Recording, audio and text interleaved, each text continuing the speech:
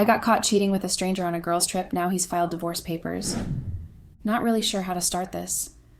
I guess I'll just say I didn't grow up thinking I'd be that person, the one who cheats, the one who lies, but I also didn't grow up knowing what it meant to be honest with yourself either. Hi, Reddit. My name is Lily. I was raised in a small town where everyone knew everyone. My parents were the type that looked good on paper. My dad was quiet, always working. My mom ran the house like it was a job. We weren't close. Not in the way people talk about closeness. No deep talks. No open emotions. If something was bothering you, you just swallowed it and smiled. I followed the rules. I didn't drink in high school, didn't sneak out. I did what I was supposed to do because I was scared of disappointing people. My biggest fear was being talked about. I didn't want to be the girl everyone gossiped about, so I made myself small, safe, predictable. I didn't date much. A few harmless high school flings, if you can even call them that. I wasn't the girl guys chased. I think people saw me as responsible, maybe even boring. I got into a decent college and didn't go far from home. I kept things quiet. I stayed in my lane. Looking back now, I think I never really figured out who I was. I just became whatever people needed me to be. The good daughter, the quiet student, the dependable friend. I didn't make waves. I didn't ask for anything. And I thought that meant I was doing life the right way. But I also never really learned how to want something. Not openly, not honestly. If I liked a guy, I kept it to myself. If I was unhappy, I buried it. I didn't talk back. I didn't rock the boat. I just kept doing what was expected. Sometimes I wonder if that's where everything started to go wrong. Not when I got married, not when I cheated, but way back then, when I started pretending everything was fine all the time, when I learned that silence was safer than honesty.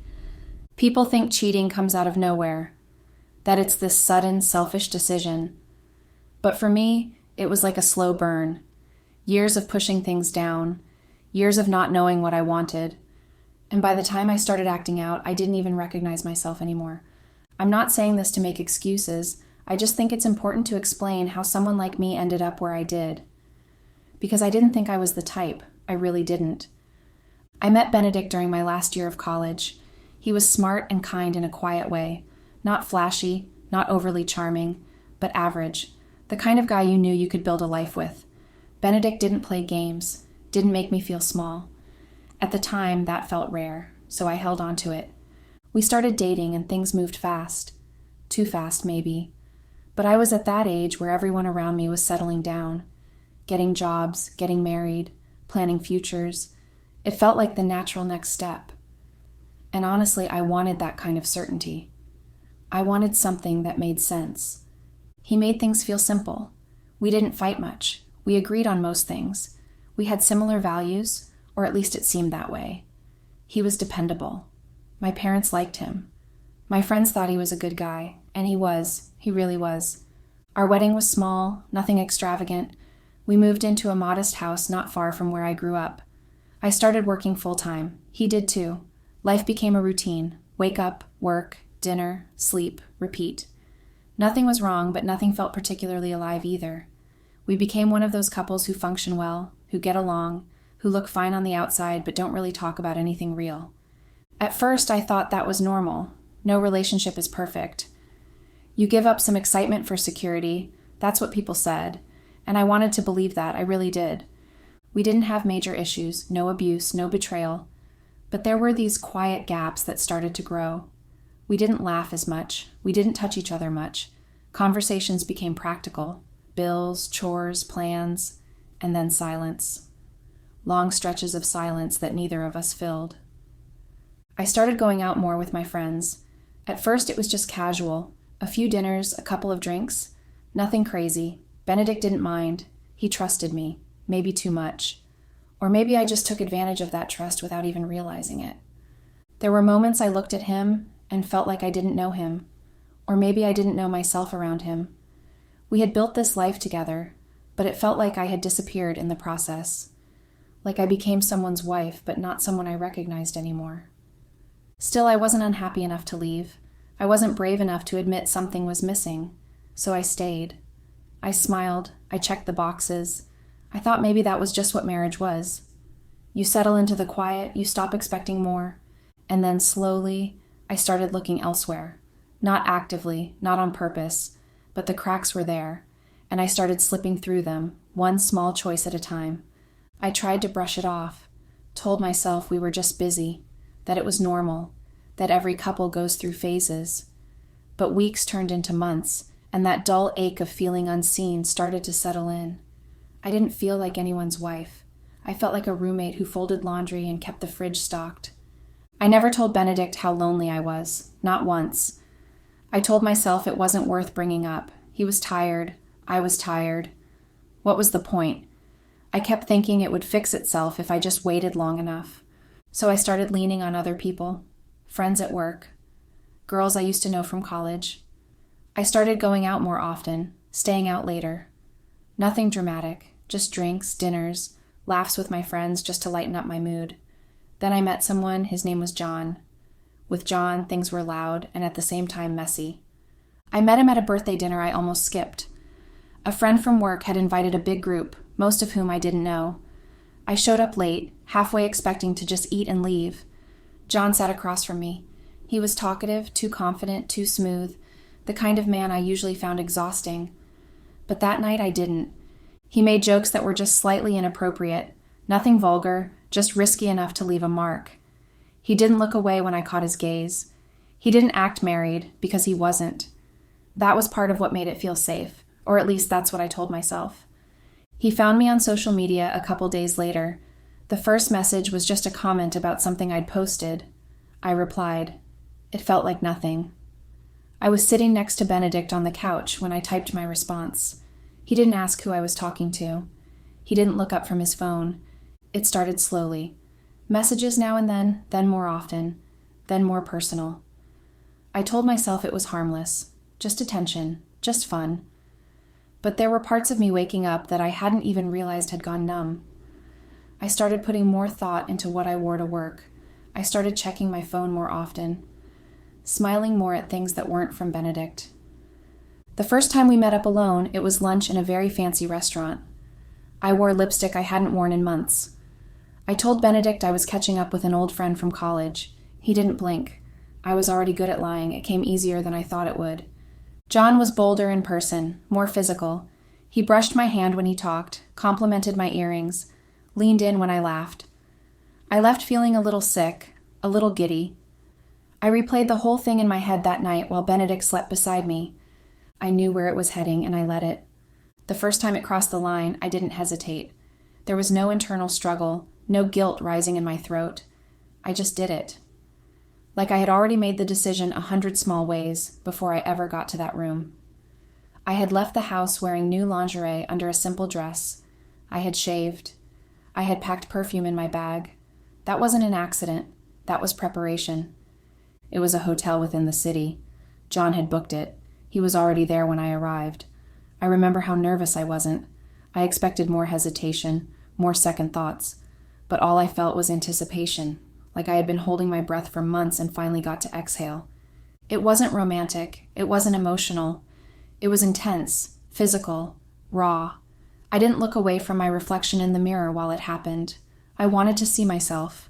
I wanted proof that I was still desirable, that someone still wanted me enough to break rules for me. I went home that night to a quiet house. Benedict had left food on the stove for me.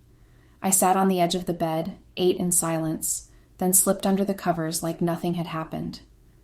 He rolled over and kissed my shoulder before falling asleep. I wasn't sorry. I didn't cry. I didn't feel split in two. I felt completely myself for the first time in a long time. After that first time, it became a routine, not constant but steady. Every few weeks at first, then more often. We always used hotels. John knew how to be discreet. He paid in cash sometimes. Other times he booked under fake names. He never saved our photos on his phone. He never messaged me anything explicit. It felt like we were in some kind of agreement, an unspoken contract. This was ours, but it stayed in the dark. I got good at lying, better than I ever thought I could be. I'd tell Benedict I was going to see a friend, or that I had errands across town. I once told him I was volunteering for a school event I never signed up for. He never checked. That's what made it easy, his trust, his lack of suspicion. At first, I'd come home after being with John and feel like I'd crossed into another life, like I was watching myself move through our house, cook dinner, fold laundry, smile at nothing. I didn't want to ruin anything. I just didn't want to live small anymore. John, on the other hand, was unpredictable in the best and worst ways. He'd cancel plans last minute, then show up 2 days later with a room key and no explanation. He didn't ask me about Benedict. He didn't want to hear about my marriage. In some twisted way, that made me like him more. He didn't pretend to care about the rest of my life. He just wanted the part of me I chose to give him. He wasn't gentle. He didn't ask what I liked. He wasn't patient or considerate. But I kept going back. I don't know if it was about pleasure or power. Maybe it was about forgetting who I was when I was home. Maybe it was just that I liked how I felt around him, wanted, shameless. The sex wasn't always good. Sometimes it was rushed, awkward. But it wasn't about that. It was about escape, about becoming someone else for an hour or two, someone who didn't need to explain why she was late, or why she didn't feel like talking, or why her body had gone cold in bed. There were days I forgot to text John back, days he ignored me completely. It wasn't some grand romance. I never waited by the phone, but I thought about him all the time. When Benedict hugged me from behind, I thought about how John grabbed my hair. When Benedict asked if I wanted tea, I thought about how John poured whiskey in my mouth during one of our hotel stays, and laughed when I choked on it. Sometimes I felt like I was watching my own marriage rot from the inside out, but I didn't do anything to stop it. I didn't argue or lash out. I didn't try to repair things. I just let it go on, quietly, like a house fire no one could smell yet. Benedict stayed the same, predictable, kind, distant in the way only someone who thinks everything is fine can be. He still brought home groceries. He still folded my laundry. He still rubbed my back on nights when I said I had cramps. He didn't know I was sore from someone else. I didn't feel guilty. I know that sounds cruel, but it's the truth. I didn't cry after. I didn't stare at myself in the mirror asking why. I just kept going. Because it felt better than stopping. Because it felt like control. I didn't love John. I never told him that, never felt it. But I liked what we had. I liked how clear the rules were. No promises, no pressure, just presence, just escape. But guys, guess what? We broke up. Yes, we did. John became too controlling and self-centered, and it wasn't sitting well with him, and I had to end whatever we had. A few weeks after our breakup, my friends and I thought about going on a girls' trip to rewind. I also planned to use that opportunity to clear my head and do away with whatever memories of John I had with me then. When the girls' trip came up, it was supposed to be innocent, a weekend away, just 4 of us from college, all of us needing a break from work, family, and responsibilities. And me? I also wanted to get over John. We picked a city that was close enough to drive, but far enough to feel like an escape. Benedict didn't ask questions. He thought I deserved it. I didn't lie when I said the trip was real. Benedict drove me to the place the girls and I had planned to meet. We were to go with one of the girls' cars. He carried my suitcase, kissed my forehead, told me to have fun and be safe. I said I loved him. I didn't mean it. That week before the trip, he was different. More quiet than usual, watching me more. He asked if we'd planned everything we wanted. Asked which hotel we'd picked. I gave half answers. I didn't notice the way he paused before nodding. I thought he was just being sweet, maybe a little clingy. I didn't see the shift. So guys, after a few hours' drive, we got to the place. It is a very nice city. The trip was to last for 5 days, but it was cut short. The trip ended not because we were tired, but because I was caught cheating. When the girls and I arrived at the city, we had issues with our hotel rooms. There was a mix-up and misinformation about the bookings. Long story short, we didn't secure any room when we made the reservation, and the hotel was fully booked. We couldn't go elsewhere because that was the only hotel nearby, and it was late. I got so frustrated. We all were tired because of the long drive down there. But luckily for us, there was a checkout that night, and my girls and I stayed together in one room. That wasn't how we planned it, but had no choice. The next morning, we went out for breakfast and had a tour around the city. We spent most of the day touring around, and it was fun. Also, our rooms were sorted out that day, and we had separate rooms. That night, there was a pool party in the hotel, and we thought of attending. Honestly, guys, the girls and I just wanted to have fun. The ladies in the party were in their swinging suits, and my friends and I dressed up like that and went. Yes, we didn't know anyone at the party. That was crazy, right? So guys, there I met a guy at the barbecue stand. He was handsome and had a good physique. He had 6 packs. He was my kind of man, and I fell in love immediately. If I'm being honest, guys, I didn't know what his name was. We both were flirting with each other, and I got carried away. When the party was almost over, the girls texted me to know where I was. It was a big, crowded party. I left them the moment I saw the guy at the barbecue stand and told them that I was going to use the restroom. It was when their text came in that I realized that I had been gone for hours, and they were wondering what held me that long. So guys, before I left the strange guy's place, he told me his room number and asked if it was okay for me to stop by, and I accepted immediately. When I went to meet the girls, I didn't tell them that I was with a guy, even though they kept teasing me. I came up with a lie that the bathroom was filled and had to wait for my turn. Considering how crowded the party was, my excuse was valid. We left the party and went back to our rooms. The girls and I were exhausted that night and decided to go straight to bed. I escorted each of them to their rooms before heading to mine. I got into the shower, freshened up, then changed into a nice nightwear. I was going to meet the strange guy who had invited me over. I wasn't nervous or anxious when going to his place. That wasn't my first time doing that. I knocked at his door and he opened immediately. On seeing me, he pulled me by my waist and we started kissing. I guess he understood the assignment more than I did. We eventually spent the night together at his room. The next morning, I got a message from the office to attend an email. Even though I was on a trip with my girls, my boss kept me busy. So I got up early before he woke up and left for my room to do the task. But before leaving, I wrote my room number on a piece of paper and dropped it on his table before leaving. An hour later, he showed up in my room and asked why I had left him without waking him up. Before I could say anything, he shut my mouth with a kiss. And so, guys, we had another round, or should I say countless rounds of fun together. We were in the act when I heard a knock on my door.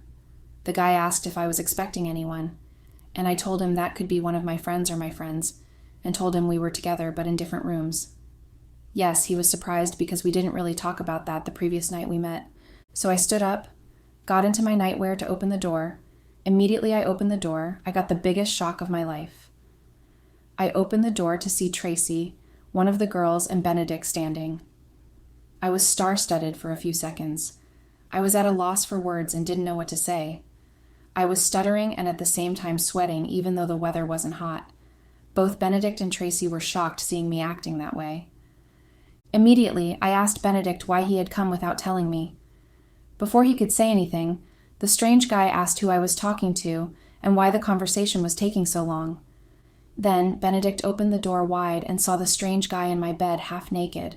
I opened my mouth to speak, but I had no words. My mouth was dry. My thoughts were louder than the silence in the room, but I couldn't say anything that would make sense. I couldn't explain how I got there. I couldn't explain how long it had been going on.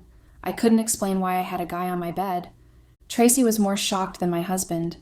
She and the girls had no idea that I was with a guy. My husband, on the other hand, stared at me for a few seconds and walked away. I didn't follow him because it was pointless at that moment. That's where the cheating era ended. Not because I felt shame, not because I was sorry, but because the quiet man I thought would never take action had already seen everything, and he had already decided. Benedict didn't shout, he didn't flinch, he didn't ask questions. Tracy asked me who I had on the bed, and I told her I met him at the pool party the previous night. She was angry that I didn't care to tell them when we were all on the trip together. I told her that wasn't necessary and asked why Benedict showed up at the hotel and even yelled at her for not informing me before bringing him to my room. Tracy then told me that she had no idea that I would be sleeping with a random guy I barely knew so early in the morning that it was her fault. She also told me that my husband tried reaching out to me when he got to the hotel, but I didn't pick up any of his calls, and so he reached out to Tamara, and she asked Tracy to bring him to my room. I knew that my husband knew the hotel my friends and I lodged at, but one thing I was confused about at that moment was why he showed up without telling me. Tracy and I kept exchanging words and yelling at each other. Of course I was mad. What angered me the most was the way Benedict caught me with a guy. While Tracy and I were yelling at each other, the guy on my bed interrupted. and asked what was going on. Both Tracy and I yelled at him to keep quiet. Then I told him to get up from my bed and leave my room, which he did. While he was leaving, Tamara and Divya walked in. They were also shocked to see a guy walking out of my room. They asked where my husband was, and that was when Tracy explained everything that had happened. The fact that I was with a guy on the trip the girls and I planned together got them really upset. I didn't inform them that I was hooked up with a guy, and what was so stupid was the fact that I didn't know his name or who he was. Up till this moment, I still don't know. So guys, my friends and I used the rest of that day to think about how to clean up the mess I made. After much thought, nothing tangible came out. I was frustrated. The next morning I woke up early, half hoping Benedict had dreamed it, or that maybe he hadn't really seen what he saw. But reality came sharp and cold. There was a message from him on my phone, but it wasn't emotional. It wasn't angry. It was a list, a set of instructions. He asked me to clear my belongings from the house before Friday. He told me he'd be out of town for a week. He asked me not to contact him directly and said all further communication should go through his lawyer, no room for questions, no room for apologies. I stared at the screen for what felt like hours. That was it. No breakdown. No begging me to explain. No screaming about betrayal. Just a clean, sterile withdrawal from a marriage he had already started to untangle before I got home. That was when I realized Benedict had known. Maybe not all the details, but enough to plan this. Enough to have someone track me. Enough to show up with timing too precise to be coincidence. He hadn't reacted. He was executed. My friends and I went back home. I went home to pack my bags. There wasn't home for me any longer at that time again. When I got home, on the dining table, there was a sealed envelope. Inside were the divorce papers. I sat down and stared at them. My name and his name. Our marriage was reduced to signatures and separation agreements. I flipped through the pages, and every line read like a decision that had already been made. No space for debate, no accusations, no anger, just lines dividing property, accounts, and space. It was terrifying how clean it was. He hadn't reacted when he caught me because the decision was already behind him. He didn't need a confession. He had confirmation. And that was enough. I didn't call him. I didn't try. I think deep down I knew I didn't deserve to. I was just beginning to feel the weight of what I had done, not just the cheating, but the arrogance of thinking I could live two lives without consequence. I had mistaken his quiet nature for ignorance.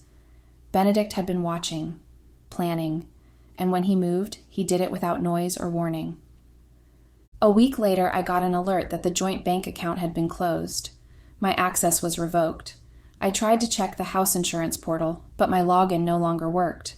The Wi-Fi disconnected briefly, then came back under a new network name. A different one. Even small things, subscription accounts, car insurance, our emergency contact forms, all changed. It was as if he had reached into every corner of our shared life and pulled himself out piece by piece, so smoothly that I didn't even notice until it was done. Then came the call from the real estate agent. The house was being listed. He had already filed the paperwork. The timing shocked me at first, but the more I thought about it, the more I realized it must have started before the trip. He didn't decide to leave after he caught me. He had already made up his mind. He just needed to see it for himself, to know he was right. In the end, I was alone, not just in the physical sense, but in a way that felt deeper, the kind of aloneness that follows you, even in a room full of people, the kind that reminds you everything you built fell apart while you were too distracted to notice the cracks. That was Benedict's revenge. He didn't throw things. He didn't curse me out. He just walked away, slowly, and left me standing in the wreckage I created. And that silence, that calm, has echoed louder than anything else ever could. A month after Benedict left my life quietly, divorce was finalized. I cried silently and wished I didn't mess things up. I became very sorry for being a liar and a cheat, but it was too late, very late. I lost everything, my husband and marriage. I can't say I lost friendship because my husband and I were never close. The distance between us grew stronger each day, and we both have our own share of blame for that, played a major role in it. I should have spoken up, or at least talked to my husband about what was bothering me, but I didn't. Instead, I chose to find happiness in the hands of strangers, and eventually started cheating. It's safe to say that I deserve Benedict's revenge. Update. Hello, Redditors. It's been over a year now since Benedict walked out of that hotel room, and still, some mornings I wake up expecting to find his side of the bed warm. I don't know how long that expectation will stay with me, or whether I'll ever fully stop reaching for something that isn't there anymore.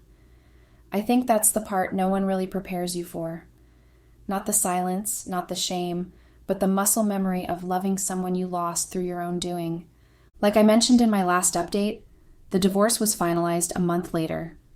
It happened without incident. We never met face to face again after the hotel. Everything went through lawyers. It was efficient, distant, and deliberate. There was no mediation, no dispute over assets. Benedict offered a clear split, left me with nothing to get back on my feet, and closed the door behind him without ever looking back. I moved out of the house the same week he returned to town. I didn't see him, but I heard from one of our old neighbors that he came with movers and packed whatever was left of his into a truck that drove off. I had already emptied most of my things. I left behind a few photos, some kitchen items I knew he liked, and a note he probably never read. The apartment I live in now is quiet, too quiet. It's small, a one-bedroom with thin walls and beige carpeting. The furniture is secondhand, and the windows face a street that gets loud around lunchtime. It's terrible, but I have no choice either. It's where I ended up, not where I meant to be. For the first few months, I kept expecting some kind of closure, a message, a call, even anger. But Benedict never reached out again. He didn't block me on anything, but he never responded either. Not once. Not to the message I sent asking if he was okay. Not to the apology I typed and deleted a dozen times before finally sending. He didn't acknowledge it. He just let the distance grow wider until it felt permanent. I went back to work after taking some personal time. My boss had been generous more than I deserved. My coworkers didn't ask many questions. They probably knew pieces of what happened, but they stayed polite. The same could not be said of the people we once called friends. Many of them chose sides, and I couldn't blame them. The invitations stopped, the check-ins dried up. Even the ones who didn't say it out loud said it clearly in their absence. They were clearly mad at me for being with a guy without telling them. If they had known, would that change anything? Clearly no. Benedict would have still found out because he had everything planned out. Yes, guys, he did. When my friends and I were planning the trip, I mentioned that my husband kept asking me questions about our trip, which I didn't answer fully. Benedict was asking all of those questions so he could know where and when exactly to catch me. I ran into Benedict's best friend Gabriel a few months ago, and he told me everything. He told me that my husband had long suspected that I was cheating on him, and he had me followed. He also told me that my husband thought the guy I was cheating on him with at home would be the same guy he would meet at the hotel, but met a different person. Benedict was shocked and at the same time disgusted. I explained everything to Gabriel and told him how sorry I was and asked him to help me talk to Benedict. Gabriel told me to move on because Benedict had already moved past everything that happened. He said he was done with the marriage even before I went on that trip, but just wanted to catch me red-handed, and I didn't disappoint. It was at that moment I knew that I had messed up big time. I felt remorseful and broke down in front of Gabriel. But it was already too late at that time. What hurt the most was the fact that I couldn't apologize to Benedict. He had cut me off and wouldn't give me a listening ear. After that meeting with Gabriel, the days after were the hardest. I stopped sleeping through the night. I lost weight without trying. I cried more than I ever admitted to anyone. And then I reached the part no one ever talks about, the part after the crying stops. When everything around you is still the same, but you aren't. That strange hollow middle where you're not grieving anymore, but you're not healed either, just suspended. Sometimes I still check Benedict's social media. He's not very active, but once in a while I'll see a tagged photo. He looks healthy, happier. Once I saw a post from a friend of his showing him at a small dinner party. He was smiling, not the forced, polite kind of smile, a full, relaxed one. He looked like someone who had let go. I didn't know whether to feel relieved or destroyed. Probably both. I haven't dated since. I don't feel ready. I'm not sure when I will. Some wounds don't heal with distraction. They need space, time, accountability. I'm working on all of that slowly. I've made peace with the fact that forgiveness may never come from Benedict or from the people we used to share our lives with. I understand that some bridges don't get rebuilt. Some mistakes follow you, not as punishment, but as quiet reminders of who you were and what you let slip through your hands. People sometimes ask what happened to my marriage, and I lie. I say we drifted apart, that we grew in different directions, that it just didn't work out. The truth feels too ugly to say out loud, especially when I know I'm the one who torched the foundation. But in my quiet moments, I don't lie to myself. I remember the hotel. I remember the look on Benedict's face. I've started writing again. Nothing big, just journal entries, thoughts, letters I'll never send. It helps. It doesn't fix things, but it lets me sort through the mess without drowning in it. I write about the life I had, the one I destroyed, and the one I'm trying to build again. I write because some days it's the only thing that feels honest. I don't know if I'll ever stop regretting what I did. Maybe that's the price of certain choices. You carry them, not like a punishment, but like a scar, something that reminds you of what you were capable of, something that keeps you from pretending it never happened. Benedict hasn't come back into my life, and I've stopped hoping he will. I think he gave me the gift of a clean break, even if it didn't feel like one at the time. He didn't let things drag. He didn't make a scene. He just saw the truth, stepped away, and chose peace over chaos. I still wear the ring sometimes, not as a way to hold on, but as a reminder of who I was, of what I lost, of what I should never become again. This isn't a redemption story. I'm not fixed. I'm not free of the weight, but I'm aware now, and maybe that awareness is the first step toward something better, something real. Not today, maybe not even tomorrow, but someday.